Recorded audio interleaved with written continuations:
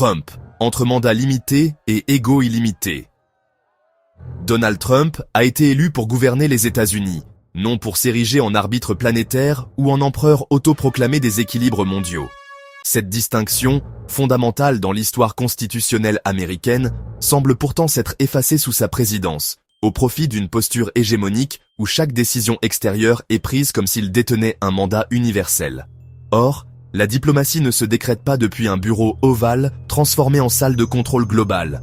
Elle se construit dans le respect des souverainetés, des alliances et des équilibres régionaux, autant de principes que Trump a systématiquement ignorés, préférant imposer des injonctions unilatérales à des partenaires qu'il traite comme des subordonnés. Face à la Russie, ses ultimatums sur l'Ukraine, 50 jours, puis 12, ont illustré cette dérive impériale. En croyant pouvoir dicter le tempo d'un conflit enraciné dans des décennies de tensions, Trump a révélé une méconnaissance profonde des dynamiques géopolitiques.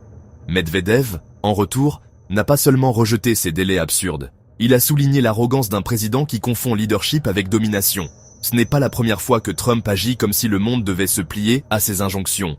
Dans les crises économiques avec la Chine, ou les tensions au Moyen-Orient et en mer de Chine, méridionale et orientale, il a multiplié les gestes de confrontation, sans vision stratégique, ni consultation des alliés, ni compréhension des enjeux régionaux. Cette posture impériale contraste violemment avec la retenue et la gravité qui ont marqué la gestion de la crise des missiles à Cuba. En 1962, Kennedy savait que chaque mot, chaque geste, pouvait faire basculer le monde dans l'irréparable. Il n'a pas cherché à imposer sa volonté au monde, mais à préserver l'équilibre global par la négociation, la discrétion et la maîtrise de soi. Trump, lui, semble croire que chaque tweet est un décret, chaque menace une solution, chaque provocation une démonstration de force. Mais dans un monde multipolaire, cette illusion de toute puissance ne fait que révéler les limites du pouvoir américain.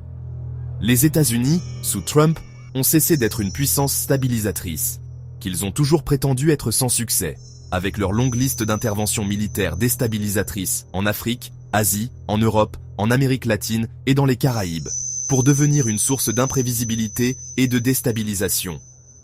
Les Européens, souvent méprisés dans ses discours, voient en lui un dirigeant qui ne comprend ni les règles du multilatéralisme, ni les exigences de la diplomatie contemporaine.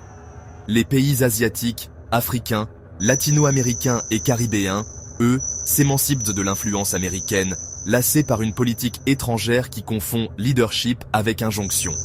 Si Trump se veut homme d'affaires, il doit reconnaître que l'échec diplomatique, la perte de crédibilité et l'isolement stratégique sont autant de signaux qu'un dirigeant responsable ne peut ignorer.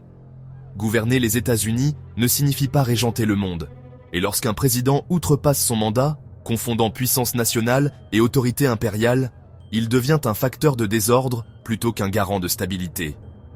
Il est temps que Donald Trump tire les conséquences de cette confusion, qu'il quitte la Maison-Blanche, non comme un président, mais comme un PDG déchu, incapable de livrer ce que son mandat exige, gouverner et non dominer. Si vous avez aimé cette vidéo, laissez un j'aime, commentaire, ajoutez-la à vos favoris et partagez-la massivement pour faire profiter vos réseaux. N'oubliez pas de vous abonner à mon compte, ceci pour nous permettra d'éviter la censure dans un monde de méchants ouvert à la prédation. Merci pour votre soutien.